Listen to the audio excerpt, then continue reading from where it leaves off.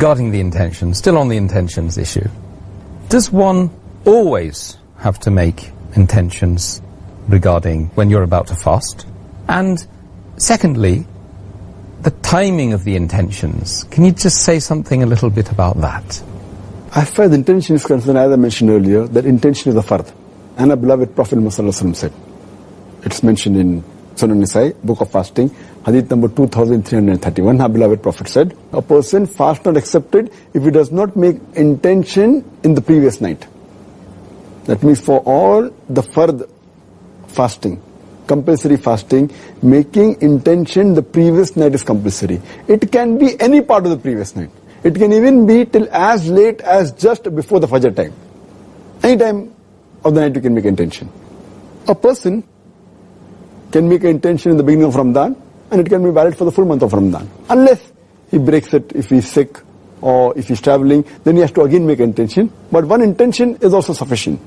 And many people think, they have a misconception, that verbally saying it aloud is a must, which is not a requirement. I don't have to say verbally that I intend to fast, because my intention is a niyyah from the heart. For example, if I get up late in the night, much before Fajr time, for fasting, suppose my son, when we have got up to do a suhoor late in the night, and my son asks me that, why have we got up? I will tell him, because we have to fast. It's already understood. The niyyah is there. I don't have to say that I have got up to fast. The niyyah is there. So niyyah is important, niyyah is in the heart. You don't have to say it with your tongue. That's what most of the people think. And I don't know of any hadith which says that the Prophet or the Sahaba ever said loudly that I intend to fast. Intention is in the heart. And one intention is sufficient for the full month of Ramadan, unless, as I said, it's broken. But this is only for the fard fast. For a voluntary fast which is not a fard fast, intention is not a fard, because there's hadith, again, mentioned in Sunan Nisai, in the book of fasting, hadith number 2323. One is the Prophet, he tells his wife that, I want food to eat. And the wife said that there's no food to eat. So he said, okay, I'm fasting. That means his intention was not there before, in the previous night. He made it on the spot. He abstained from before dawn, but his intention was afterwards, in the morning. So for the voluntary fast, it's not compulsory to be made early the previous night, except if it is a very important voluntary fast like the Ashura, the 10th of Muharram, Ashura, or it can be the day of Arafat. It's preferable to make intention before, because that's a very important fast.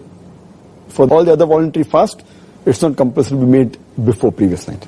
For the niyyah, there are other three things which are very important. One thing, if it's by force, and if something is broken, then it can be forgiven, or by error, or by forgetfulness. As Allah says in the Quran, in Surah Nahl, chapter number 16, verse number 106, that after a person has believed, then if he does something of unbelief, does something of kufr, except by force, that means if he does by force, even kufr or shirk, Allah will forgive. So if someone forces a person to break the fast, his niyyah wasn't there, he can be forgiven. And Allah says in Surah Baqarah chapter number 2, verse number 286, that, O Lord, please do not catch us. Please do not hold us responsible when we err, when we make a mistake, or when we forget. So if a person in his forgetfulness breaks his fast like has water, Allah will forgive him.